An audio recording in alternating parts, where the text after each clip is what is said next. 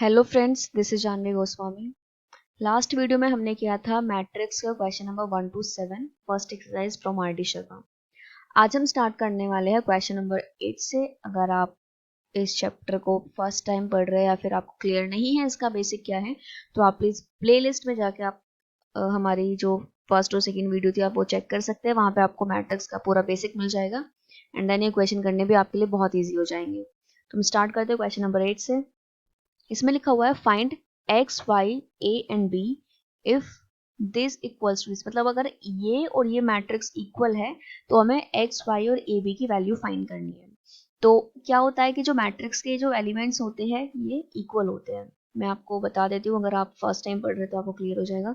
जैसे कि अगर मेरे यहाँ पे A11 है, A12, A13, A21, A22, A23 equals to एक दूसरी मैट्रिक्स रखी होगी B11, B12, B13।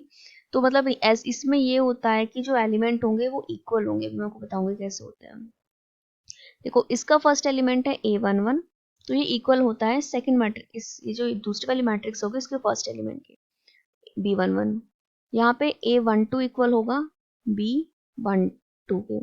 अगर हम A22 की बात करते हैं, A22 किसके इक्वल होगा? B22 के इक्वल होगा। ठीक है।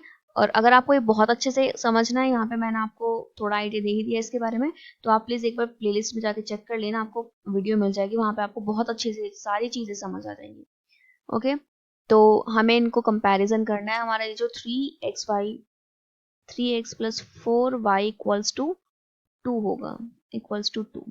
ठीक है। अभी देखो यहाँ पे x और y हम किसी की वैल्यू नहीं निकाल सकते हैं। देखो एक और इक्वेशन गिवन है, वो भी एक्स वाई में है, और ये है x minus 2y equals to, ये किसके इक्वल होगा? ये 4 के इक्वल होगा। तो हम यहाँ से क्या कर सकते हैं, मैं से x की वैल्यू निकाल सकते हैं। तो 4 प्लस 2y आएगी और इसको हम फर्स्ट में पुट कर देंगे, पुट इन फर्स्ट। तो हम x की जगह पे क्या पुट करेंगे? 4 plus 2y plus 4y equals to 2। अब हमें यहाँ से y की वैल्यू निकालनी है। 3 4 12, 6y plus 4y equals to 2। देखो 12 हम इधर लेकर आएंगे, 6 और 4 कितना होता है? 10y equals to 2 minus 12। यहाँ पे जो हमारे पास निकल के आएगी वो आएगी y equals to minus 10 upon 10, that is y equals to -1। तो y की वैल्यू -1 हम निकाल चुके हैं। अब हम x की वैल्यू निकालेंगे। अगर हम x को सेकंड में पुट कर देते हैं, पुट इन सेकंड, अगर हम सेकंड में x की वैल्यू पुट कर देते हैं तो हमारा x निकल जाएगा। ठीक है। देखो जैसे ये y हमारा -1 आया था, तो x कितना जाएगा? 4 माइनस 2, मतलब x इक्वल्स टू 2 आ जाएगा। अभी हमें ए बी भी निकालना है। तो ए बी के लिए हम क्या करेंगे? देखो अभी हम यहाँ से एक ये हमें ए बी में गिवन है, एक यहाँ पे ए बी में गिवन है।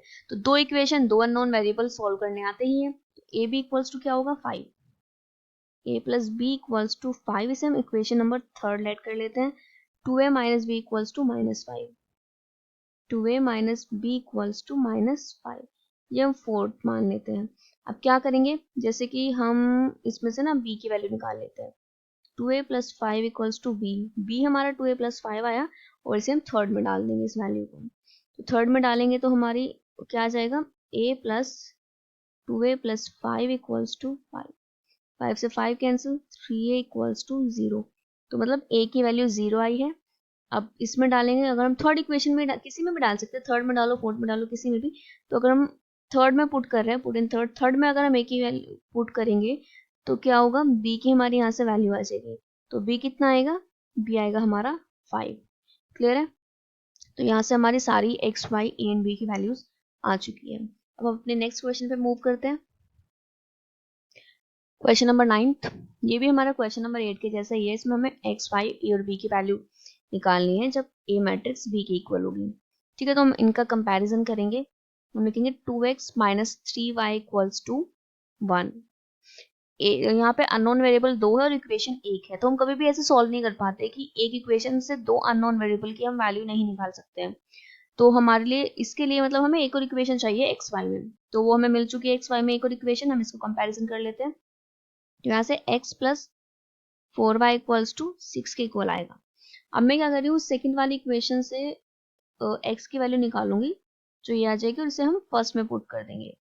ठीक है, पुट कर देंगे, पुट इन इक्वेशन फर्स्ट। तो हम लिखेंगे 2 6 minus 4y minus 3y equals to 1 multiply 12 minus 8y minus 3y equals to 1। 12 इधर लेकर आएंगे, ये बनेगा हमारा 11y 1 minus 12 minus 11y equals to minus 11 और y की वैल्यू यहाँ से हमारी आ जाएगी 1। जैसे ही हमारी y की वैल्यू 1 आती है हम x निकाल सकते हैं, तो हम इस वाली इक्वेशन में पुट कर सकते हैं या फिर हम इससे भी x निकाल सकते हैं। माने हमारे जिससे भी निकालना चाहे निकाल सकते हैं। तो मैं चाह रही हूँ कि मैं सेकंड इक्वेशन में पुट कर रही हूँ, इसकी वैल्यू आएगी put the value of y in equation second. तो x equals to 6 minus 4 into 1, तो हमारा x कितना आ जाएगा 6 माइनस 4 कितना होता है 2। तो x की वैल्यू कितनी आ गई है हमारी 2 आ गई है। नेक्स्ट हमें निकालनी है a और b की वैल्यू। तो देखो a b में भी दो इक्वेशन गिवन है, हम कंपैरिजन करके बहुत इजीली इनकी वैल्यू निकाल सकते हैं। तो हम देखेंगे a minus b equals to minus का 2, ठीक है। और दूसरी इससे मैं इक्वेशन थर्ड लेके चल रही हूँ। नेक्स्ट है हमारी 3a minus 4b 3a plus 4b equals to 29। तो यहाँ से वैल्यू इस वाली इक्वेशन से निकालनी इजी होगी। मैं यहाँ से a की वैल्यू निकालूंगी तो आएगी -2 प्लस b और इसे हम इस वाली इक्वेशन में डाल देंगे। यहाँ पे हम a की वैल्यू क्या डालेंगे -2 plus b plus 4b equals to 29। इसके बाद हम इसे सॉल्व करेंगे -6 3b plus 4b equals to 29। तो माइनस का 6 प्लस 7b इक्वल्स टू 29। 6 उधर लेकर जाएंगे 7b equals to 29 plus 6 plus करेंगे अब क्या आता है 7b इक्वल्स टू 29 प्लस 6 कितना होता है 35। अब देखो 35/7, तो यहाँ से b की वैल्यू कितनी आ जाएगी b आ जाएगा हमारा 5। जैसे ही b 5 आ जाएगा हम इस वाली इक्वेशन में या थर्ड में ही लिख लेते हैं, इस b की वैल्यू पुट कर देंगे। तो b को हम क्या पुट करेंगे 5 इक्वल्स टू -2। तो a इक्वल्स टू -2 प्लस 5, तो यहाँ से हमारी a की वैल्यू आ जाएगी 3। क्लियर है। तो जो हमारी आंसर निकले हैं वो क्या निकले हैं 1 2 3 एंड 5। नेक्स्ट क्वेश्चन नंबर 10, फिर से वही सेम क्वेश्चन है। Find the value of a b c and d if matrix a equals to b। तो अब यहाँ पे भी हमें कंपैरिजन करना है। हम बिना टाइम वेस्ट के कंपैरिजन स्टार्ट कर देते हैं। 2a plus b equals to 4। अभी ना मैं पहले दोनों ए बी वाले ही इक्वेशन लूंगी, ठीक है। पहले हम ए बी निकालेंगे, उसके बाद हम सी डी पे जाएंगे। तो ये 2a प्लस बी कितना है 4। अब यहाँ से हम इसे निकाल सकते हैं a minus 2b equals to -3। तो यहाँ से अगर मैं a की वैल्यू निकालती हूँ आएगी -3 प्लस 2b और इसे हम पुट कर देंगे इक्वेशन फर्स्ट में। Put in equation first.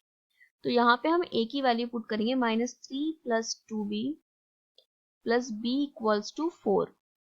Multiply करेंगे -6 plus 4b plus b equals to 4।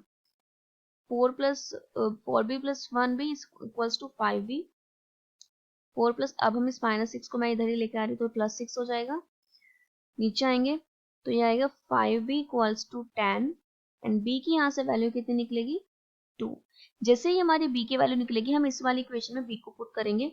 तो a equals to -3 plus 2b, b की हमारी 2 वैल्यू थी तो मैंने रख दिया ये। a इक्वल्स टू -3 प्लस 4, तो यहाँ से a आएगा 1। अब a भी निकल गया। अब हम सी डी वाली इक्वेशन को कंपैरिजन करेंगे। यहाँ से देखते हैं हम 5c minus D equals to 11 और यहाँ से निकलेगा हमारा 4c plus 3d equals to 24। तो देखो यहाँ से मुझे ऊपर वाली इक्वेशन से d निकलता हुआ ज्यादा इजीली दिखाई दे रहा है। बहुत इजीली हम ऊपर वाली इक्वेशन से d निकालेंगे तो वो आएगा 5c minus 11 equals to d की वैल्यू हम यहाँ पे भी रख देंगे plus 3d 5c minus 11 equals to 24। अगर आप चाहते हो तो आप इससे भी निकाल सकते हो, कोई प्रॉब्लम नहीं है। आपको जिससे अच्छा लगे उसी से आप निकाल सकते हो। एंड जरूरी भी नहीं है कि आप ये वाला ही मेथड यूज करो। आप वैल्यू निकालने के लिए हम एलिमिनेशन मेथड भी यूज कर सकते हैं, ठीक है। हम 10th क्लास में पढ़ते हैं सारे ये method, elimination, substitution and cross multiplication. तो मैं अभी यहाँ पे सब्स्टिट्यूशन यूज कर रही हूँ। अगर आपको एलिमिनेशन यूज करना अच्छा लगता है तो आप इन्हीं क्वेश्चन को एलिमिनेशन से भी यूज निकाल सकते हो। ओके, तो हम आगे सॉल्व करेंगे। 4c प्लस 3 की मल्टीप्लाई करेंगे 15c माइनस 33 इक्वल्स टू 24। नीचे आएंगे 4c और 15c कितना होता है 19c equals to 24 plus 33। 19c equals to 57। अब हमें आगे करना है तो हम c निकालेंगे 57 बाय 19 और यहाँ से c की वैल्यू क्या आएगी, यहाँ से हमारी c की वैल्यू क्या आ जाएगी 3। ठीक है, अब जैसे ही हमारा 3 निकल जाएगा हम इस वाली इक्वेशन में पुट कर सकते हैं, इसमें कर सकते हैं, इसमें कहीं से भी किसी में भी पुट कर सकते हैं और d निकाल सकते हैं। तो d हमारा क्या आएगा -11, 15 माइनस 11 इक्वल्स टू d। तो d की वैल्यू आई हमारी 4। ठीक है, तो ये हमारा क्वेश्चन हो चुका है। अब हम नेक्स्ट क्वेश्चन पे आते हैं, क्वेश्चन नंबर 4। क्वेश्चन नंबर 4 भी सेम ही है, वही चीज है। Find x y if a equals to b। हमें एक्स वाई की वैल्यू फाइंड करनी है जब a और b इक्वल होंगे। ठीक है, तो देखो ये जो कंपैरिजन होगा, यहाँ से हमें दिख रहा है x minus two equals to y. तो मैं इसे ऐसे लिख सकती हूँ क्या, x minus y equals to 2। मैं ऐसा भी लिख सकते हैं, ये हमारी इक्वेशन हो गई फर्स्ट। और मैं यहाँ से देखो z को क्लियरली मतलब डायरेक्टली निकाल सकती हूँ, यहाँ पे ना z भी आएगा। Find x y and z। अब हम इसका कंपैरिजन करेंगे, 2z इक्वल्स टू 6 या फिर देखो 3 इक्वल्स टू z। हम कहीं से भी z निकाल सकते हैं, तो यहाँ से हम निकालेंगे देखो 3 इक्वल्स टू z, तो z की वैल्यू डायरेक्ट आ गई है। अगर आप यहाँ से निकालते हो तो भी 3 ही आएगी। ओके, तो देखो हमारी वैल्यू आ चुकी है इसकी। अभी मुझे अगर मैं इन दोनों का कंपैरिजन करती हूँ या फिर अगर मैं इन दोनों का कंपैरिजन करती हूँ तो मैं इजीली y निकाल सकती हूँ। जैसे कि अगर मैंने लिखा 18z इक्वल्स टू 6y। अब 8z की वैल्यू अभी हम 3 निकाली है, तो यहाँ से हमारा ये भी आ जाएगा 3 2 और यहाँ से 9 टाइम्स कैंसिल, तो y हमारा 9 आ जाएगा। ठीक है, अब देखो मैं y को यहाँ पे पुट कर सकती हूँ इस वाली इक्वेशन में, फर्स्ट वाली में। तो x माइनस 9 इक्वल्स टू 2, तो x की वैल्यू कितनी आ जाएगी 2 plus 9 means x equals to 11। तो क्वेश्चन बहुत सिंपल है। देखो अगर आप चाहते हो आप z यहाँ से निकाल सकते हो, यहाँ से निकाल सकते हो। जैसे आपका z निकलेगा आपके लिए y निकालना बहुत ईजी हो जाएगा, क्योंकि y का कंपैरिजन तो z के साथ हो रहा है और z हम ऑलरेडी जान चुके हैं अब क्या आएगा, तो हम y बहुत ईजिली निकाल लेंगे। और जैसे ही हमारा y निकलता है देन हम x बहुत आराम से निकाल सकते हैं। क्लियर है ना, आप यहाँ से भी निकालो या यहाँ से भी निकालो आंसर सेम ही आएगा, उसमें कोई प्रॉब्लम नहीं है कि आपको यहीं से निकालना है। या फिर कोई बच्चा ये सोच सकता है कि मैं आपने ये वाला z निकाला तो मैं ये निकालूंगा तो कुछ अलग है। कोई डिफरेंस नहीं है, कुछ भी अलग नहीं है। आपको जैसा आपको अच्छा लगता है आप वैसे निकाल सकते हो, आंसर एक ही आएगा। ओके, तो हम नेक्स्ट क्वेश्चन पे आ जाते हैं। नेक्स्ट क्वेश्चन है हमारा 12। इसमें भी हमें दो मैट्रिक्स को कंपैरिजन करना है और x y z और ओमेगा की वैल्यू फाइंड करनी है। देखो क्वेश्चन में हम डायरेक्ट ही निकाल सकते हैं x की वैल्यू, तो x किसके इक्वल आया 3 के इक्वल आया। क्लियर, अब मैं इन दोनों का कंपैरिजन करूंगी तो यहाँ से 3x minus y equals to 2 है, बट x तो मैं ऑलरेडी जानती हूँ कितना है x 3 minus y equals to 2, तो 9 माइनस 2 इक्वल्स टू y, तो 7 आ गया हमारा y। ठीक है, तो हम x और y दोनों निकाल चुके हैं। अब हम इसका कंपैरिजन करेंगे, 2x plus z equals to 4 आएगा और x तो हम पहले ही निकाल चुके हैं, कितना है x 3 plus z equals to 4, z equals to 4 minus 6, तो z आ जाएगा हमारा -2। ठीक है, अब हम इसको कंपैरिजन करते हैं, 3y minus omega equals to 7। तो y हम अभी अभी निकाला है, कितना है 7, तो 3 into 7 minus omega equals to 7, कितना जाएगा 21 माइनस 7, ओमेगा इधर लेकर आ जाएंगे, 21 माइनस 7 कितना होता है 14, तो ओमेगा की वैल्यू कितनी आ जाएगी हमारी 14। क्लियर है, तो ये हमारा क्वेश्चन नंबर 13। क्वेश्चन नंबर 13 देखो क्या है। क्वेश्चन नंबर 13 में हमें x y z and omega find करना है जब हमें ये दोनों मैट्रिक्स इक्वल गिवन है। तो हम कंपैरिजन करेंगे x minus y equals to -1।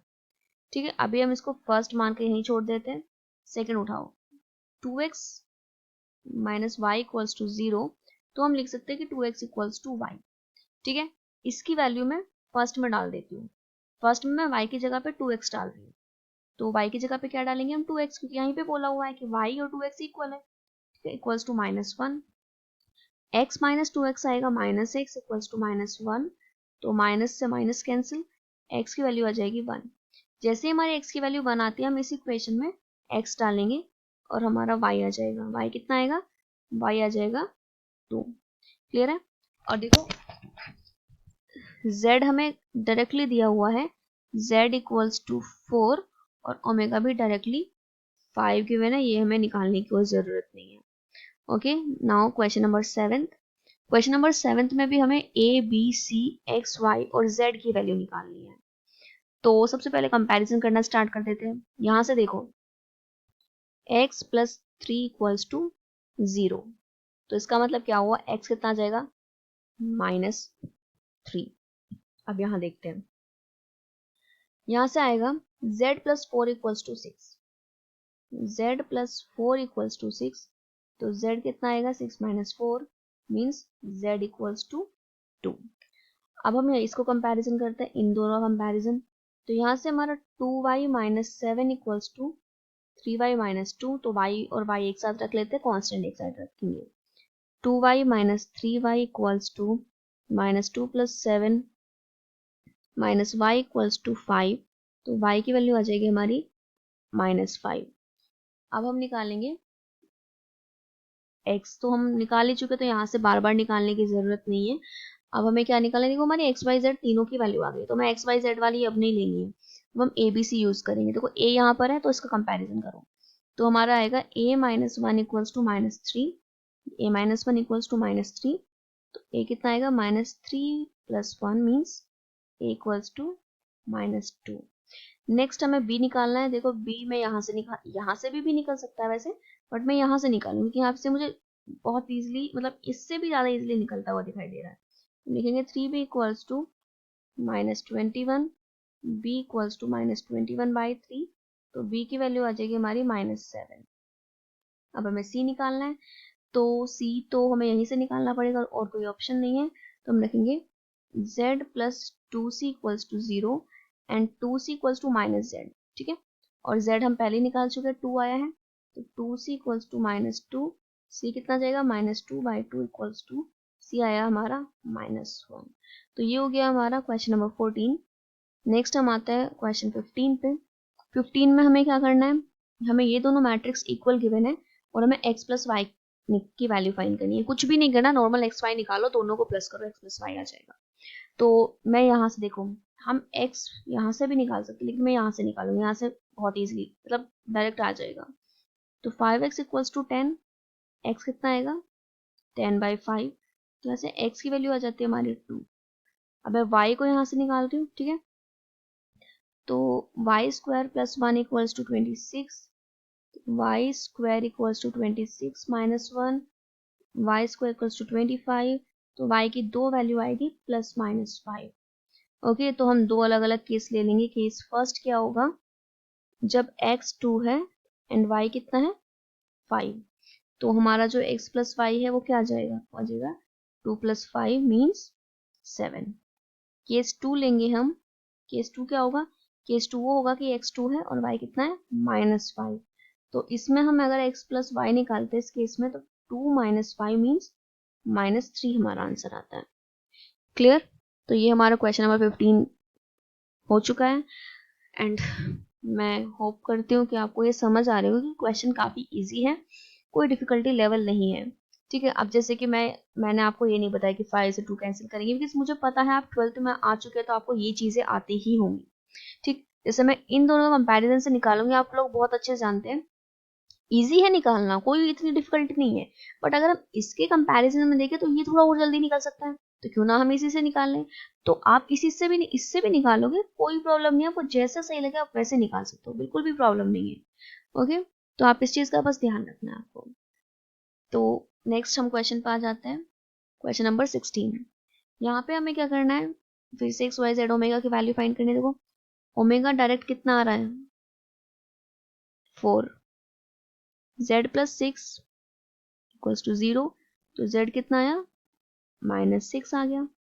अब हम निकालेंगे, देखो यहाँ से क्या है, एक्स वाई जो है वो 8 आया और x प्लस वाई 6, तो 1। तो हमें ये दोनों इक्वेशन सॉल्व करनी है।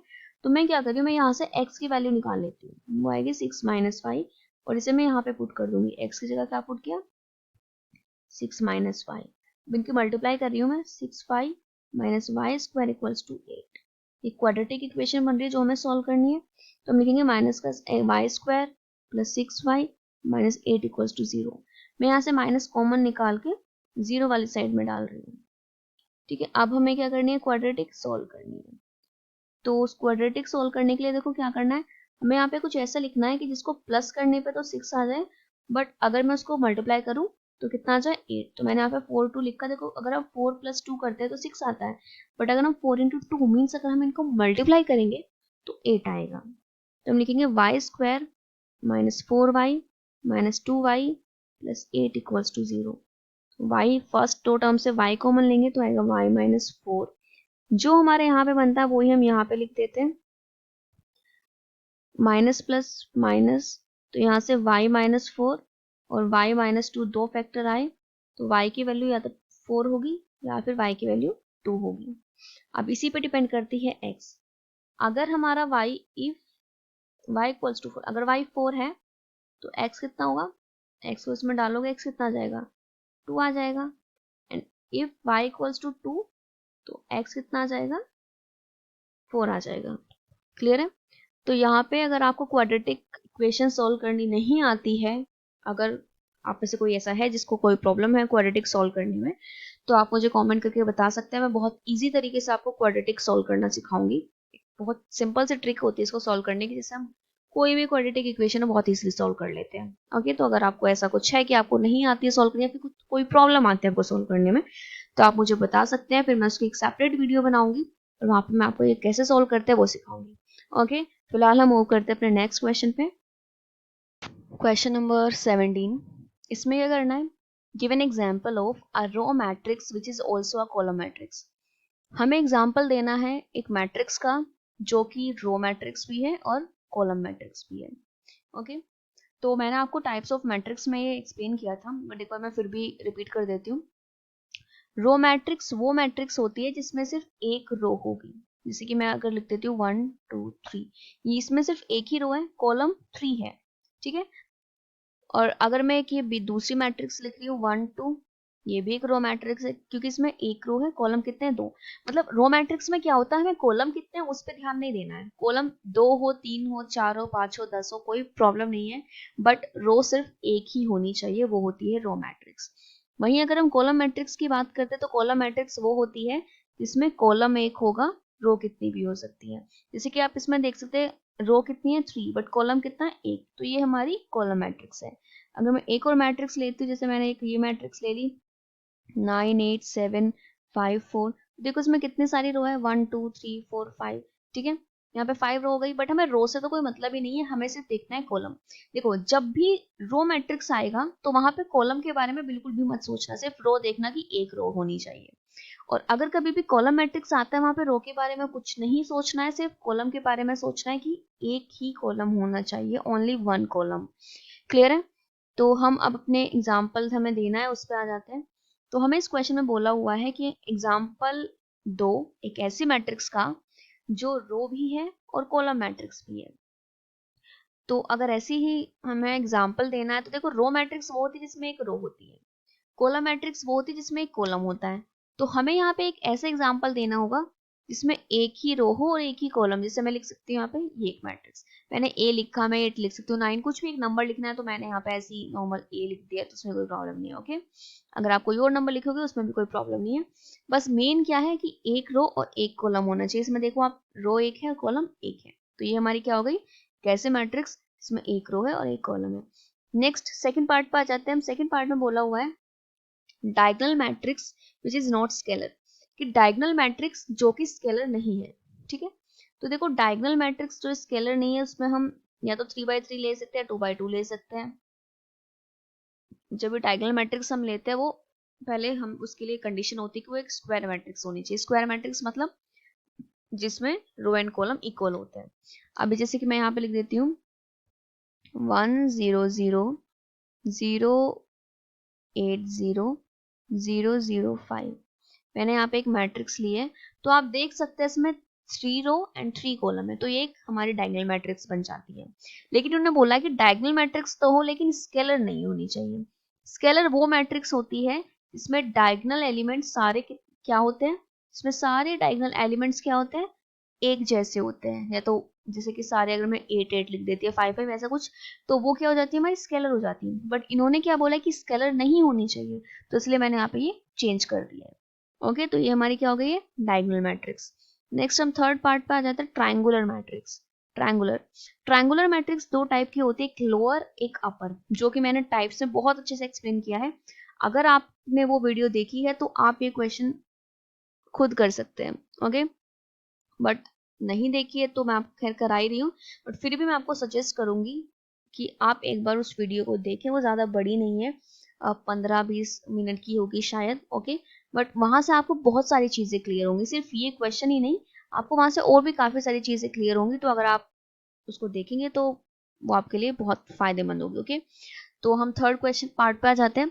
यहाँ पे बोला हुआ है ट्रायंगुलर मैट्रिक्स। तो जो ट्रायंगुलर मैट्रिक्स होती है वो दो टाइप की होती है, एक होती है अपर ट्रायंगुलर, एक होती है लोअर ट्रायंगुलर। तो यहाँ पे कोई स्पेसिफिक नाम तो दिया नहीं है कि अपर बनानी है लोअर, तो कोई भी हम बना सकते हैं। जैसे हमने एक मैट्रिक्स ली है, तो ट्रायंगुलर मैट्रिक्स बनाने के लिए भी हमारे लिए कंडीशन होती है कि वो एक स्क्वायर मैट्रिक्स होनी चाहिए, मतलब रो एंड कॉलम उसमें एक इक्वल होने चाहिए। तो जैसे मैंने यहाँ पे लिखा है ये, तो यहाँ पे आप देख सकते हैं ये हमारी एक मैट्रिक्स बन चुकी है। अब अपर, ये हमारी क्या है, ये हमारी अपर ट्रायंगुलर मैट्रिक्स है। देखो, अपर ट्रायंगुलर मैट्रिक्स वो मैट्रिक्स होती है जिसमें डायगोनल और डायगोनल के ऊपर वाले एलिमेंट नॉन जीरो होंगे, बाकी जीरो होंगे। ओके, तो यहाँ पे आप देख सकते हैं डायगोनल और डायगोनल के ऊपर वाले एलिमेंट क्या है, नॉन जीरो, बाकी सब क्या है, जीरो। तो ये हमारी अपर ट्रायंगुलर मैट्रिक्स है। मैं आपको इसमें लोअर ट्रायंगुलर भी बना के दिखा देती हूँ। देखो, अगर हम लोअर ट्रायंगुलर की बात करते हैं, अगर मैं लिखती हूँ यहाँ पे 891230000, तो लोअर ट्रायंगुलर मैट्रिक्स क्या होती है, लोअर ट्रायंगुलर मैट्रिक्स वो होती है इसमें हमारे डायगोनल एलिमेंट और डायगोनल से नीचे वाले एलिमेंट नॉन जीरो होंगे, बाकी क्या होंगे, जीरो होंगे। वो हो जाएगी हमारी लोअर ट्रायंगुलर मैट्रिक्स। ये है lower triangular. Next question number 18, इसमें देखो क्या है, the sales figure of two cars dealers during January 2013 showed that Dealer A sold 5 deluxe, 3 premium and 4 standard car, while Dealer B sold 7 deluxe, 2 premium and 3 standard cars. Total sales over the 2-month period of January-February revealed that Dealer A sold 8 deluxe, 7 premium and 6 standard car. In the same 2 months, Dealer B sold 10 deluxe, 5 premium and 7 standard cars. Write 2x3 matrices summarizing sales data for January and 2-month period for each dealer. देखो क्या है इसमें, हमें जितना भी ये data given है हमें इसे शॉर्ट फॉर्म में लिखना है, समराइज करके लिखना है।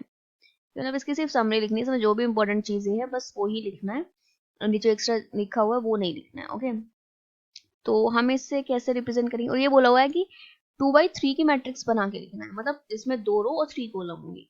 तो पहले मैं यहाँ पर डीलर ए की बात करती हूँ, डीलर ए, और इधर मैं डीलर बी के लिए बना रही हूँ। ओके, देखो क्या बोला हुआ है, 2x3 की बनानी है तो मतलब 2 रो और 3 कॉलम होने चाहिए। तो मैं ये जो मंथ है वो ऐसे ले लूंगी, और ऐसे हम, ये हमारी डीलक्स हो जाएगी, ये हमारी प्रीमियम हो जाएगी, और ये हमारी स्टैंडर्ड कार हो जाएगी, डीलक्स प्रीमियम स्टैंडर्ड। ओके, तो देखो क्या बोला हुआ है, जो हमारा ए डीलर है उसने 5 डीलक्स, 3 प्रीमियम और 4 स्टैंडर्ड कार सेल की जनवरी में। कितनी, 5 डीलक्स, 3 प्रीमियम और 4 स्टैंडर्ड। वहीं अगर बी की बात करते तो बी ने 7 डीलक्स, 2 प्रीमियम और 3 स्टैंडर्ड सेल की है, 7 डीलक्स, 2 प्रीमियम और 3 स्टैंडर्ड। ओके, फिर नेक्स्ट 2 मंथ की बात हो रही है, नेक्स्ट 2 मंथ के जो टाइम पीरियड था उसमें डीलर ए ने 8 deluxe, 7 premium and 6 standard card sold की, सेल की। तो मतलब 8 डीलक्स लिखनी है और 7 प्रीमियम, 6 स्टैंडर्ड। और डीलर बी ने क्या किया है, 10 deluxe, 5 premium and 7 standard, 10 deluxe, 5 premium, 7 standard. अब आगे कुछ करने की जरूरत नहीं है, देखो आप मैट्रिक्स बन चुकी है 2/3 ऑर्डर की। ओके, अगर 3/2 की बोलते हैं इसी क्वेश्चन में तो हम डीलक्स प्रीमियम स्टैंडर्ड ऐसे बना देंगे। ओके, एंड मंथ ऐसे लिखेंगे। क्लियर है ना? ये हमारी जनवरी की बात है एंड ये नेक्स्ट 2 मंथ की। अब यहाँ पे ना ये डीलक्स प्रीमियम स्टैंडर्ड लिखने की कोई जरूरत नहीं है। ओके, ये मैंने सिर्फ आपको यहाँ पे इसलिए लिखा है क्योंकि मुझे एक्सप्लेन करना था आपको। क्लियर है? अब हम नेक्स्ट क्वेश्चन पे आ जाते हैं। Question number 19, for what value of x and y are the following matrix are equal. हमारे पास यहाँ पे एक ये मैट्रिक्स है A और एक यहाँ पे B मैट्रिक्स है। तो इन्होंने बोला है कि ये जो x और y इन मैट्रिक्स में यूज किए गए हैं, इनकी क्या वैल्यू रखी जाए कि ये दोनों मैट्रिक्स इक्वल हो जाए। ओके, तो ये दोनों मैट्रिक्स कब इक्वल होगी? जब ये और ये इक्वल होंगे, ये दोनों इक्वल होंगे। तो ऑलरेडी इक्वल लिखा हुआ है, ये दोनों इक्वल होंगे तभी तो इक्वल होगी। तो हम यहाँ पे क्या लिख सकते हैं? हम लिख सकते हैं कि 2x + 1 इक्वल्स टू x + 3। यहाँ से हम लिखेंगे 2x - x इक्वल्स टू 3 - 1 और x की वैल्यू क्या आ जाएगी? 2। क्लियर है? अब देखो अगर मैं यहाँ पे x को 2 डालती हूँ तो 5 आएगा और यहाँ पे 2 डालती हूँ तब भी 5 आएगा, तो दोनों 5 हो जाएंगे। अब हमें y इसी तरह से y फाइंड करना है, यहाँ से फाइंड कर सकते हैं आप, और अगर आप चाहे तो आप यहाँ से भी फाइंड कर सकते हैं। 2y equals to y² + 2। अब मैं 2y को इधर लेके जा रही हूँ, y² - 2y + 2। यहाँ पे हमारा 0 बचा। अब मैं ऐसे लिखूं या फिर इधर मैं 0 लिखती हूँ, बात तो एक ही है ना। अब हमें ये सॉल्व करना है, हमें यहाँ से y की वैल्यू निकालनी है। तो y² माइनस, बीच में प्लस लगाएंगे, +2 इक्वल्स टू 0। अभी हमें यहाँ पे कुछ ऐसा लिखना है कि जिसको प्लस करें तो 2 आए, और अगर हम उसको माइनस करते हैं तो हमारे पास, सॉरी, अगर हम उसको मल्टीप्लाई करते हैं तो हमारे पास क्या आ जाना चाहिए? हमारे पास फिर 2 आना चाहिए। तो हमें यहाँ पे कुछ ऐसे लिखना है कि जिसको अगर हम प्लस करते हैं तो 2 आ जाए और मल्टीप्लाई करते हैं तो भी 2 आए, बट ऐसा पॉसिबल नहीं है। ओके, आप यहाँ पे जैसे अगर मैं 1 रखती हूँ तो प्लस करने पे तो 2 आएगा बट मल्टीप्लाई पे 2 नहीं आएगा। अगर मैं यहाँ पे 2 और 1 रख देती हूँ तो मल्टीप्लाई पे 2 आएगा बट प्लस करने पे 2 नहीं आएगा। तो यहाँ पे कोई वैल्यू नहीं निकल रही है इसकी इस तरह से। तो हम इसमें एक ट्रिक और यूज कर लेते हैं, उससे देखते वैल्यू निकलती है या नहीं निकलती है। ओके, अब देखो यहाँ से क्वाड्रेटिक इस तरह से तो सॉल्व नहीं हो पा रही है ये, तो मैं इसे लिख रही हूँ y² 2y + 1 + 1 इक्वल्स टू 0। ये हो जाएगा y + 1 का होल स्क्वायर इक्वल्स टू -1। हम ऐसे लिख सकते हैं। अब देखो जैसे ही मैं ये स्क्वायर हटाना है मुझे, तो मुझे दोनों साइड रूट लेना होगा। तो रूट लेने पे ये तो ये आ जाएगा, बट यहाँ पे क्या बनेगा? रूट -1। अगर रूट -1 है बट रूट -1 तो पॉसिबल नहीं होता, मतलब हम रूट में तो कभी भी माइनस लिखते नहीं है।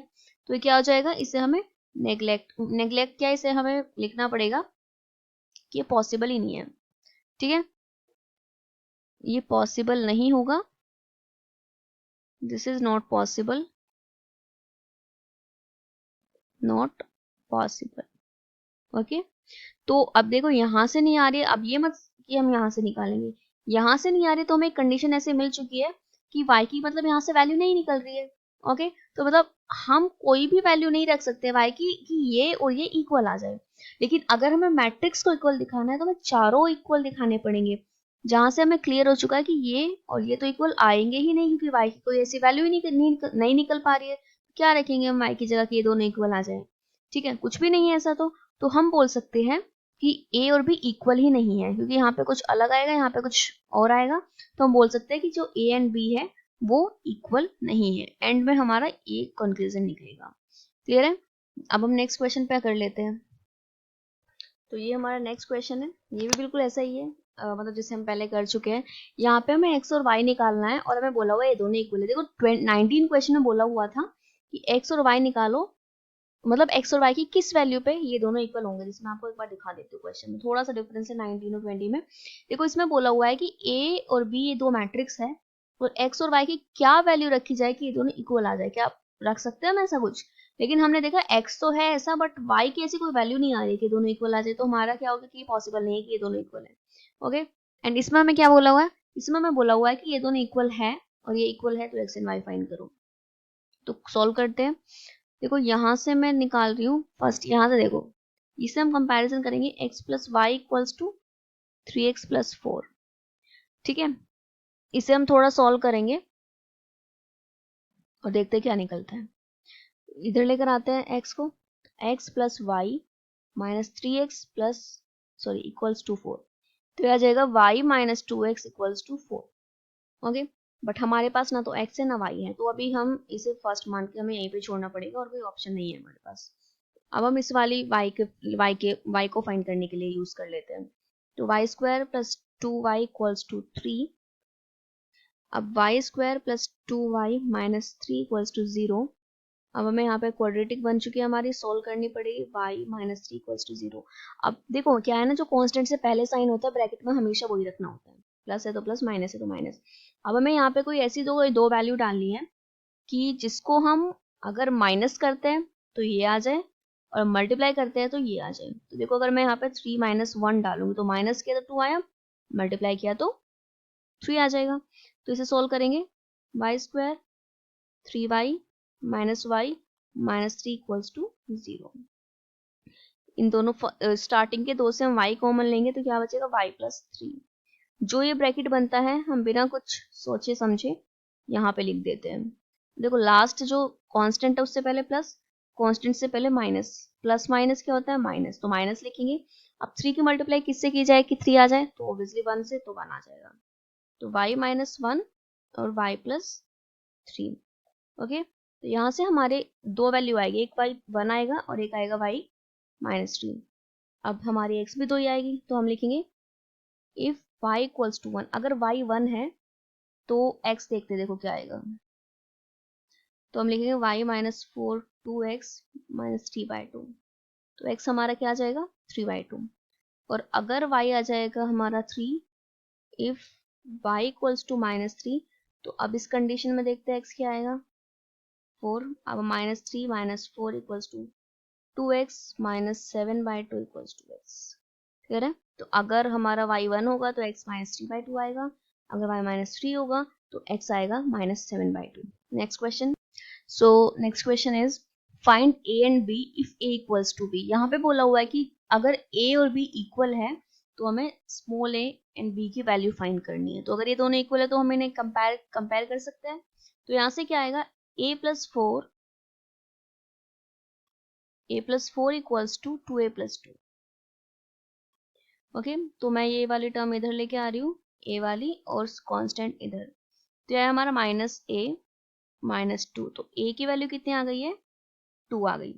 अब हमें b निकालना है, यहाँ से निकाल सकते हैं या फिर यहाँ से निकाल सकते हैं। मैं ऊपर से यूज कर रही हूँ ऊपर वाली। 3b equals to b square plus 2, तो इधर 0, b square plus 2 minus 3b। इसे हम ऐसा भी लिख सकते हैं b square minus 3b plus 2 equals to 0, एक ही बात है ना। अब देखो हमें क्या करना है, बी स्क्वायर माइनस ब्रैकेट लगेगा b plus 2 equals to 0। Constant से पहले प्लस है तो प्लस डालेंगे। अब हमें यहाँ पे कुछ ऐसा लिखना है कि प्लस करने पे 3 आए और मल्टीप्लाई करने पे 2 आए। तो देखो 2 + 1 3, मल्टीप्लाई करेंगे इन दोनों को 2 × 1 2 होता है। अब ये सॉल्व करेंगे, b square minus 2b minus b plus 2 equals to 0। Starting की दो टर्म से कॉमन निकालेंगे, b कॉमन आएगा, अंदर बचेगा b माइनस 2। जो भी ये ब्रैकेट होगा वो हम यहाँ लगाएंगे, को माइनस प्लस माइनस और यहाँ पे आ जाएगा 1, तो b माइनस 1 और b माइनस 2। तो यहाँ से हमारी जो b की वैल्यू आई है, एक आई है 1 और एक आई है 2। क्लियर है? तो ये हो गया हमारा क्वेश्चन नंबर 21 भी कंप्लीट, एंड ये हमारी आरडी की फर्स्ट एक्सरसाइज कंप्लीट हो चुकी है। नेक्स्ट हमें स्टार्ट करनी है एक्सरसाइज सेकंड। एंड अगर आपने फर्स्ट टाइम हमारी वीडियो देखी है तो आप एक बार प्लीज़, मतलब अगर आपने मैट्रिक्स की फर्स्ट वीडियो देखी है तो आप प्लीज़, मैं आपसे रिक्वेस्ट करूँगी कि आप एक बार जो मैंने इसका इंट्रोडक्शन कराया था, फर्स्ट वीडियो कराई थी या सेकंड वीडियो थी, आप एक बार वो ज़रूर देखना, क्योंकि वहीं से आपका बेसिक स्ट्रॉन्ग होगा। और अगर आपका वहाँ स्ट्रॉन्ग हो गया तो आगे कहीं भी कोई भी प्रॉब्लम नहीं आएगी। ये पहले हमें ये पता होना ज़रूरी है कि डायगोनल मैट्रिक्स क्या होती है, स्क्वायर मैट्रिक्स क्या होती है, या रो एंड कॉलम मैट्रिक्स क्या होती है, आइडेंटिटी क्या होती है, ये सारी चीज़ें हमें पता होनी चाहिए। उसके बाद हम कहीं भी क्वेश्चन होंगे वो हम करेंगे। ओके, तो यहाँ पे तो फिर भी जितना आया है मैंने आपको बीच में बताई दिया थोड़ा बहुत, लेकिन जो मैंने कराया है आप एक बार अगर वहां से देखेंगे तो आपको करने में बहुत मजा आएगा, इंटरेस्ट आएगा आपको करने में, आप इंजॉय करेंगे क्वेश्चन को। ओके, सो आई होप आपको ये सारे क्वेश्चन समझ आ गए होंगे। वैसे तो इसमें कुछ ऐसा है नहीं कि समझ ना आए, बट अगर फिर भी कुछ ऐसा होता है तो आप मुझे कमेंट करके बता सकते हैं। मैं कोशिश करूंगी उसकी एक सेपरेट वीडियो बना के डालने की, जो मैं आपको थोड़ा और अच्छे से एक्सप्लेन कर पाऊँ। ओके, थोड़े और एफर्ट्स डालूँ अपने उसको एक्सप्लेन करने के लिए। So till then, bye and take care.